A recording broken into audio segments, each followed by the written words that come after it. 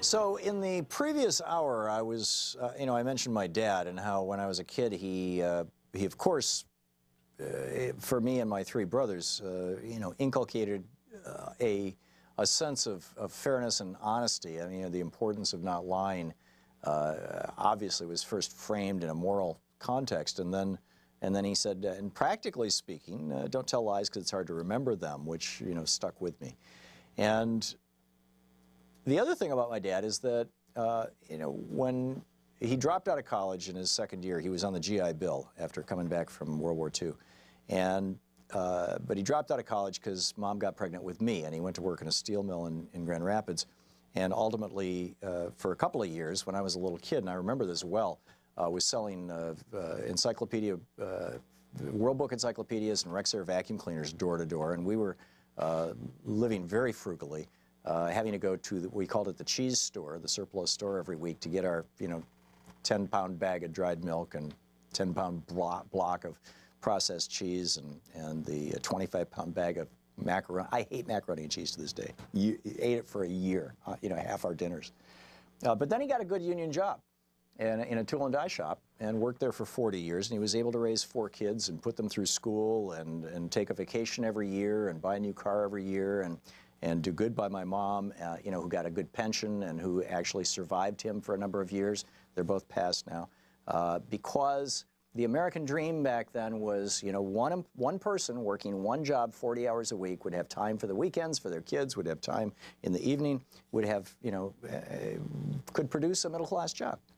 And, there are many of us who believe that that Reaganomics has destroyed that with, massive tax cuts at the top, and the destruction of unions and the elimination or the freezing of the minimum wage for almost a decade, that, it's very hard today with one person working to actually not be in poverty. Peeter Ferrara is with us, a senior fellow with the Goodman Institute for Public Policy Research, and formerly with the, he was a senior staff member of the White House Office of Policy Development, Associate Deputy Attorney General of the U.S. from 91 to 93. Author of numerous books dealing with economics and the law. Peter, welcome back to the program. Glad to be here. And I should add, you can be tweeted at Peeter Ferrara #1, Peeter Ferrara 1, and Goodman INST for Goodman Institute. GoodmanInstitute.org is the website. So, Peter, if I get this right, if I understand right the press release here I got on your study, it's that if you work full time, it's impossible to be poor. How do you square that with $7.25 an hour?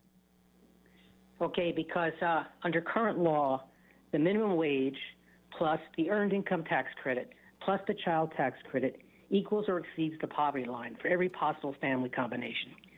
So one working mother and one child, one working mother and 2 children, one working mother and 3 children, a couple and 1 child, couple with 2 children, couple with 3 children. You can go through all the combinations. The study goes through those, and it shows how it adds up. It equals or exceeds the poverty line for every possible family combination. Not just the minimum wage, but the earned income tax credit and the child tax credit in addition. Wow, this sounds like a punitive mistake that we should correct. I assume you're not arguing that all of those various combinations working a 40-hour week at $7.25 an hour, which is I can't do the math that fast in my head, but I'm guessing you already know how much money that is per week or per month, that those people do not have a lifestyle that you would call middle class. I mean, are you arguing that it's time to raise the definition of how much money puts a person in poverty? I'm not arguing it's middle class. I'm arguing it equals or exceeds the federal poverty line. That's all I'm arguing in that. So then shouldn't we raise the federal poverty line so that those people would be eligible for benefits?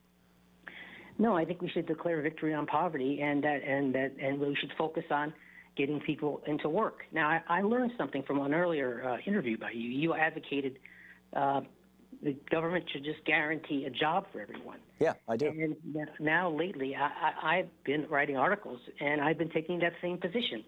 The government should say, if you show up by 9 o'clock, we will assign you to if we can't find you a private sector job, like a temporary agency, for the day, we will guarantee you an assignment doing something, and we'll pay you in cash at the end of the day.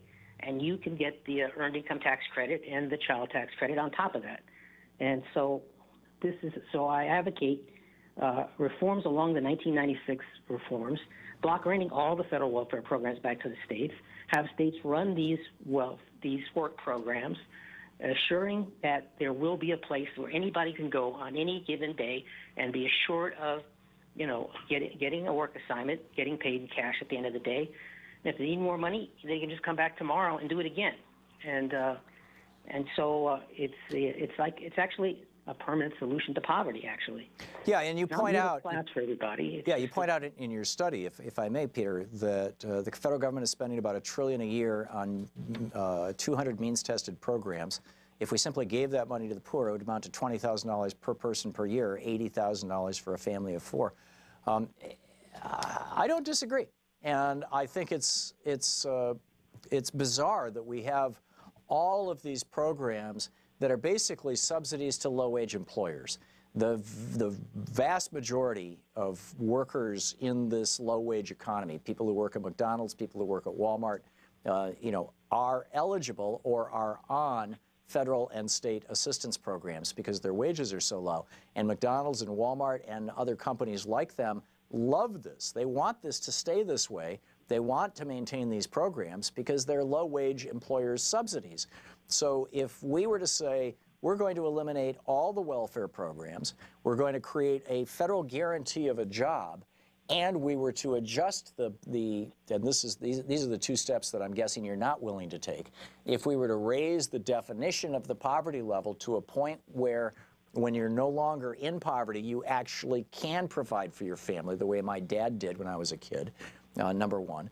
And number 2, we make the government the employer of last resort at a fair or a living wage rather than at the minimum wage, which I guess suggests that we raise the minimum wage by at least $4 or $5 an hour. Then we could have an economy that pretty much works for everybody. Well, I'm not sure about all this other stuff. My study just goes as far as it goes. It just goes as far as it goes. Yeah. And it says that if you just guarantee a work assignment to everybody. But why, as a conservative, do you want to subsidize Walmart with your tax dollars? It's similar to Reagan's concept of workfare, and it actually eliminates poverty in America. So I think that's a huge accomplishment in and of itself. Well, when FDR did the WPA and the CCC, he was paying, the first minimum wage came along with FDR too, but they paid a lot more than the FDR, or a lot more than the minimum wage. And, we're both now calling for a return of federal job guarantees. Those job guarantees, it seems to me, should be at a decent wage. And if we were to do away with many of these programs, you're calling for doing away with the social safety net, you're going to have to raise the floor that people are falling from into that safety net, to the point where, or raise the social safety, raise what is replacing the social safety net, which is the job program, raise that to the point that people can reasonably expect to live. Well, we can have that argument. I think we are. I can't get conservatives to go there. They're skeptical enough as it is with any kind of work guarantee. What I'm trying to do is get conservatives to see how similar a guaranteed job paying at least the minimum wage is to Reagan's workfare program. Yeah. And if I can get them to agree to that, that's as far as they're already skeptical of that as it is. I can't get them to go on and guarantee, a middle class income and all this other stuff. Yeah. This is just a solution for poverty. It's not a solution for the entire economy. The economic growth is the solution for the entire economy. So we need the economy to be growing again like it was in the 1980s. And then that'll be prosperity. Yeah, I think for that's almost another issue, which is the foreign replacement of our workers with cheap foreign labor. But anyhow, Peeter Ferrara, interesting conversation, Peter. Thanks for dropping by. All right, thank you for having me on the show. You can tweet him at Peeter Ferrara, #1, GoodmanInstitute.org.